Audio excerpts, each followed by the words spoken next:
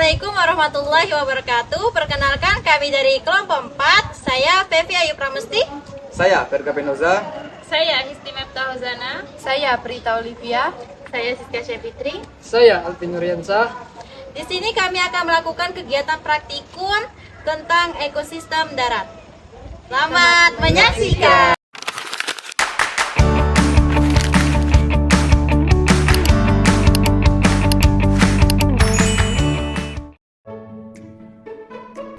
Halo teman-teman, hari ini kami sedang melakukan praktikum IPA mengenai ekosistem. Sebelum kita melihat hasil pengamatan kami, penting untuk kita ketahui bahwa ekosistem adalah suatu sistem ekologi yang terbentuk oleh hubungan timbal balik yang tidak terpisahkan antara makhluk hidup dengan lingkungannya. Bisa dikatakan, ekosistem adalah satu kesatuan utuh yang terdiri dari komunitas organik atau sering disebut dengan biotik dan lingkungan non-organik atau disebut dengan abiotik yang saling berinteraksi dan mempengaruhi satu sama lain. Komponen pertama adalah air sungai. Di lokasi ini, aliran airnya terlihat sangat deras. Sungai ini menjadi sumber hidrasi utama yang menjaga kelembapan tanah di sekitarnya, serta melarutkan nutrisi agar mudah diserap oleh akar tumbuhan. Kemudian ada tanah. Tanah di sini berwarna coklat. Dengan tekstur yang gembur, peran utamanya adalah sebagai penyedia unsur hara sekaligus tempat bertumbuhnya akar seluruh tanaman di ekosistem ini. Selanjutnya adalah cahaya matahari. Saat pengamatan, intensitas cahaya terasa agak mendung.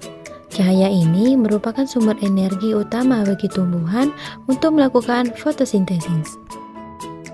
Untuk udara, kondisi di lokasi terasa sangat sejuk, hangat, namun tenang. Udara menyediakan oksigen untuk pernapasan makhluk hidup dan karbon dioksida bagi tumbuhan. Yang terakhir pada bagian komponen abiotik adalah batu. Batu di sini tersebar di permukaan tanah dan pinggir sungai. Fungsinya adalah sebagai tempat bernaung hewan kecil dan membantu menjaga struktur tanah agar tidak mudah terkikis.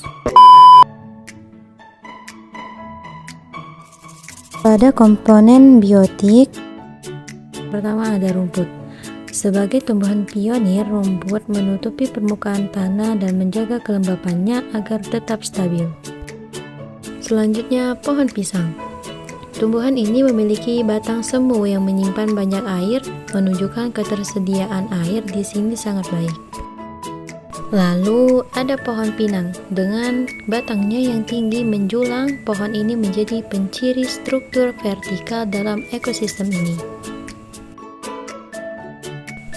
Kami juga menemukan bunga. Kehadirannya sangat penting untuk menarik serangga penyerbuk guna menjaga keberlanjutan ekosistem. Dan yang terakhir ada pohon nangka. Pohon besar ini berfungsi sebagai peneduh sekaligus penyedia makanan bagi organisme lain di lingkungan ini. Sekarang kita rangkum hasil dari pengamatan tadi. Abiotik yang telah diamati pada ekosistem darat ini, yaitu air, sungai, dan tanah berperan vital sebagai penyedia hidrasi serta unsur hara. Keberadaan cahaya matahari, udara, dan batu melengkapi kondisi fisik lingkungan yang mendukung kehidupan di atasnya.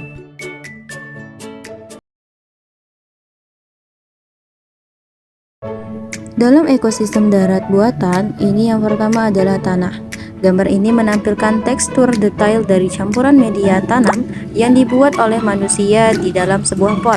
Terlihat campuran antara tanah topsoil yang gelap, serpihan kompos organik, dan sedikit pasir untuk drainase. Teksturnya gembur dan siap untuk mendukung akar tanaman di lingkungan terbatas. Yang kedua, air. Pada gambar memvisualisasikan intervensi manusia dalam suplai air. Sebuah wadah penyiram berwarna hijau mengucurkan air bersih langsung ke area akar tanaman cabai muda yang tumbuh di dalam pot. Aliran airnya terukur dan terkendali, menunjukkan bagaimana kelembapan diatur secara manual dalam ekosistem buatan. Yang ketiga, udara. Visual ini menunjukkan pengaturan udara dalam lingkungan tertutup.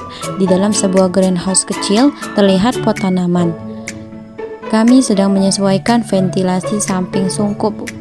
Udara diwakili secara visual oleh sensor kelembapan, suhu digital, dan pergerakan ringan dedaunan di dekat bukaan ventilasi, menekankan pentingnya sirkulasi udara buatan. Yang keempat, cahaya matahari. Gambar ini menampilkan bagaimana cahaya matahari dimanipulasi. Pot tanaman diletakkan di bawah struktur peneduh buatan, jaringan paranet hitam. Cahaya matahari yang terik disaring menciptakan pola deplet bercahaya dan bayangan yang lembut di daunan. Ini menunjukkan pengaturan intensitas cahaya dalam ekosistem buatan. Yang terakhir yaitu pupuk atau suplemen nutrisi langsung. Gambar terakhir ini menunjukkan penambahan nutrisi buatan di atas permukaan media tanam dalam pot. Sebuah sendok takar kecil menaburkan butiran pupuk NPK atau serbuk kebiruan di sekitar pangkal batang tanaman muda. Tindakan ini memvisualisasikan bagaimana manusia menyuplai nutrisi abiotik secara langsung ke sistem buatan.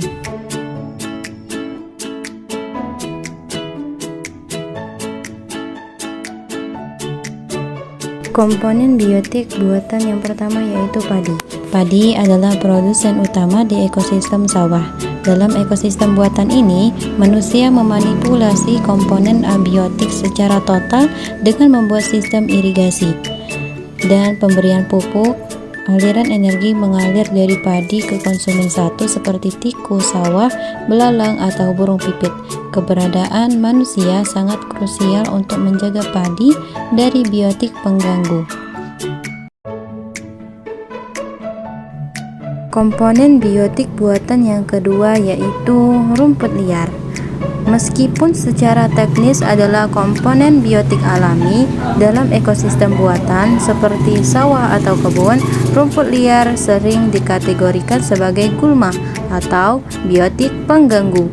Mereka berkompetisi dengan tanaman budidaya atau produsen utama untuk mendapatkan air, cahaya, dan nutrisi abiotik dari tanah. Namun jika jumlahnya terkendali, akarnya membantu mengikat tanah dan menyediakan mikroklimat bagi mikroorganisme tanah.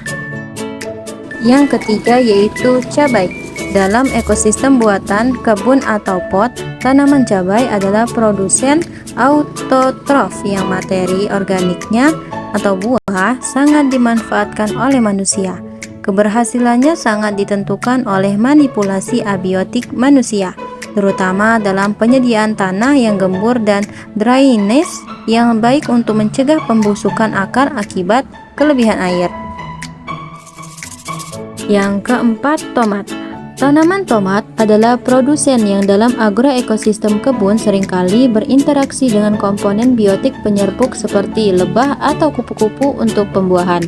Namun, dalam sistem buatan, pertumbuhan batangnya yang lemah seringkali memerlukan penambahan ajir atau bambu penyangga sebagai manipulasi abiotik agar tanaman dapat tumbuh tegak dan buahnya tidak membusuk menyentuh tanah. Yang kelima, kangkung. Kangkung menunjukkan adaptasi biotik yang unik terhadap komponen abiotik air. Ia dapat tumbuh optimal baik di ekosistem darat buatan maupun sistem perairan buatan. Di agroekosistem kangkung air, manusia memanipulasi penggenangan air dangkal untuk mempercepat pertumbuhan vegetatif daunnya yang menjadi target panen. Yang keenam, jagung. Jagung adalah produsen C4 yang sangat efisien dalam mengubah energi cahaya matahari menjadi biomasa.